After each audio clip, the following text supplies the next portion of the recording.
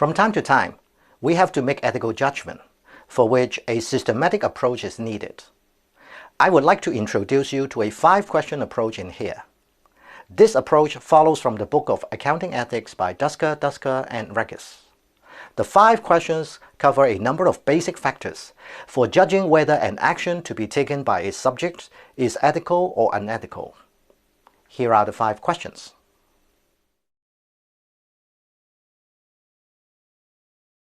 Is the action good for the subject? This is perhaps the easiest question for anyone to answer. But in doing so, we must be careful with what is really meant by being good for the subject. Specifically, we accept what are really beneficial actions and not just desired actions.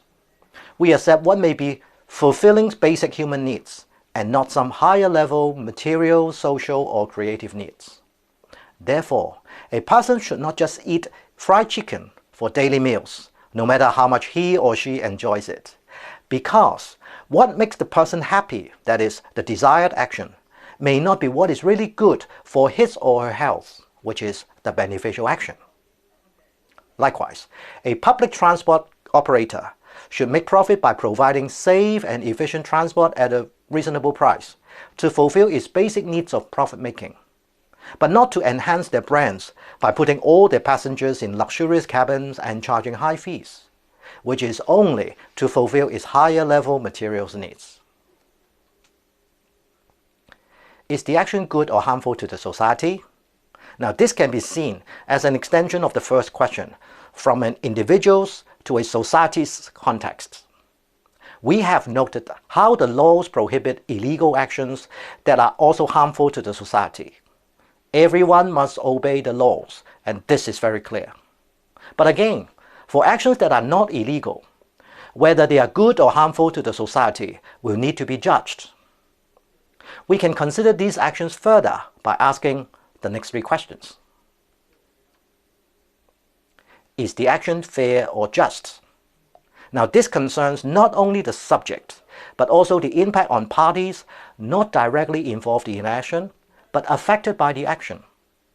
Very often, people think that treating all equally is considered the best way to maintain fairness or justice in an action. However, in many other cases, not treating all equally can still be acceptable on ethical grounds. Consider this. One day your parents come home with a cake to be shared with you and your 4 siblings. How would you cut the cake? Would you cut it into 5 equal pieces? No. You should cut the cake into 7 equal pieces because your parents should also have a share of it. But what if it is the birthday of the eldest sister and your parents suggest to give her a larger piece than anyone else's? Would you agree? And is this fair? I would agree, because a birthday is something worth celebrating, and I consider this a good reason for not having to treat everyone equally.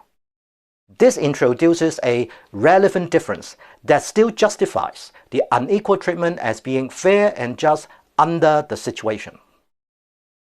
From this example, we should note that for any ethical decision to be fair and just, it is not just about treating everyone equally. Rather, it is the basis of the action, including what constitutes a relevant difference that should really matter. Determining such can be subjective and often requires a professional judgment, and that is why making ethical decisions in real life is often easier said than done.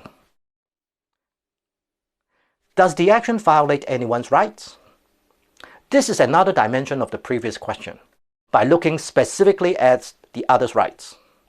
If an action will deprive others of their rights, it is unethical.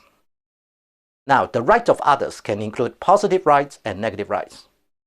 Positive rights are entitlement to something that must be provided for.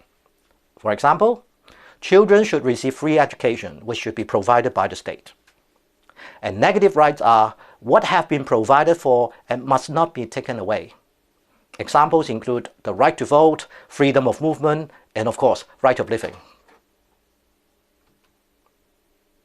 have I made a commitment, implied or explicit?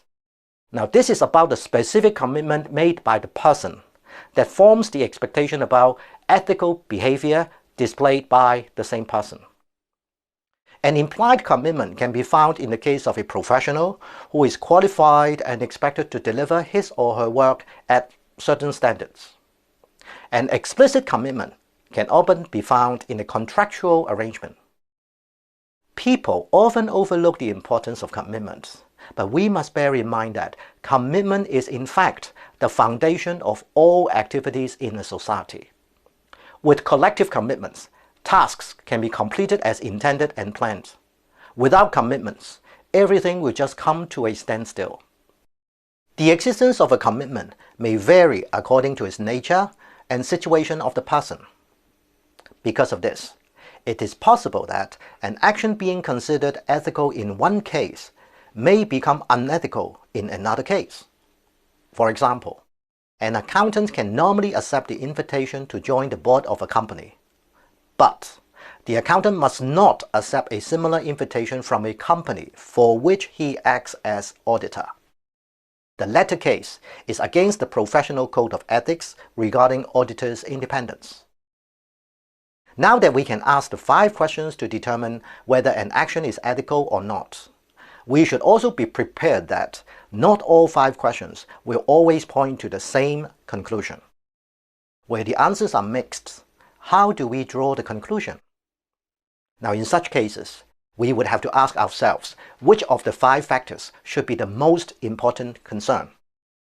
This is where different theories and schools of thought about ethics come in. Some propositions emphasize on self-interests, others may focus on interests of all concerned, and so on. At this point, you may want to try and apply each of the 5 questions paradigm on a real-life situation. Please attempt the short review exercises in here and see how well you can apply the approach.